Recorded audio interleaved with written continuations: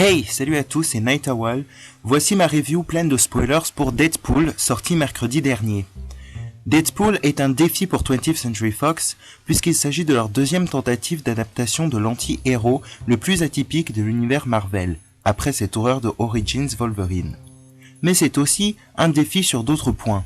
En effet, il s'agit d'un film classé R, interdit aux France aux moins de 12 ans, et donc difficile à vendre. De plus, Deadpool est également un défi pour Ryan Reynolds qui doit parvenir à se montrer digne d'un rôle de super-héros. Deadpool est une origin story située quelque part dans la nouvelle timeline de l'univers X-Men, instauré par Days of Future Past. On suit l'histoire de Wade Wilson, un mercenaire qui tombe amoureux de Vanessa qu'il compte épouser. Mais lorsqu'il se découvre un cancer très avancé, il décide de subir une expérimentation destinée à le guérir et qui promet de faire de lui un super-héros. Mais son chirurgien et geôlier Ajax, alias Francis, a d'autres plans puisqu'il utilise la torture pour réveiller les gènes mutants de Wade et finalement en faire un super-esclave. Wade parvient à s'échapper, mais il est devenu physiquement repoussant et décide de se venger d'Ajax, armé de ses nouvelles capacités, d'un humour à toute épreuve et d'un costume rouge sous le nom de Deadpool. Bon, soyons clairs, Deadpool n'est pas un film parfait, mais commençons par aborder les points positifs car il y en a beaucoup. Tout d'abord, le fait que le film soit classé R permet une adaptation fidèle de l'ambiance violente et trash des comics. Et s'il se place dans la lignée de films comme Kick-Ass, Deadpool se révèle également fidèle aux comics visuellement, avec un costume sorti tout droit d'un comic book, avec des yeux blancs animés, et un Colossus magnifique, lui aussi sorti tout droit d'un comic book.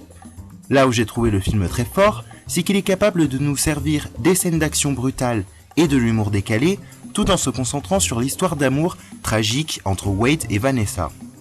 Les scènes de torture sont sans doute les plus marquantes. Elles montrent bien que le film ne se contente pas de proposer de la violence et du sexe et qu'il est capable de nous faire ressentir quelque chose. Le film est soutenu par des acteurs très satisfaisants, en particulier Ryan Reynolds qui se défoule complètement. Bref, rien à redire à ce niveau-là. Pour parler plus cinématographique, Deadpool se caractérise par un désordre dans la présentation des événements. On commence par la scène du taxi, de l'autoroute, pour revenir en arrière, et le film se construit en grande partie ainsi sur un aller-retour entre l'action présente et passée. Tout cela narré par nul autre que Deadpool en personne, qui brise bien le quatrième mur en s'adressant directement au public, ce qui fait son charme dans les comics. Le quatrième mur est également un moyen de se moquer directement de l'industrie du film, des films de super-héros, du studio Fox, de la saga X-Men, de Hugh Jackman, du budget, mais aussi de la carrière de Ryan Reynolds. C'est un film qui fait rire et promet une bonne ambiance dans la salle. En conclusion, Deadpool remplit bien le cahier des charges. Pourtant, il n'échappe pas à certains problèmes. Alors que Deadpool, le film comme le personnage, promet une histoire de super-héros comme aucune autre, la fin suit finalement un modèle classique, avec les méchants battus et le couple rassemblé. En soi, une fin cliché et prévisible, même si Wade a choisi de tuer Ajax malgré le discours de Colossus, ce qui n'est pas un geste héroïque ou moral.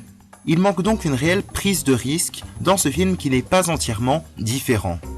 Mais c'est tout de même un premier pas non négligeable pour Fox, qui s'éloigne avec Deadpool du modèle classique et rassurant des films X-Men.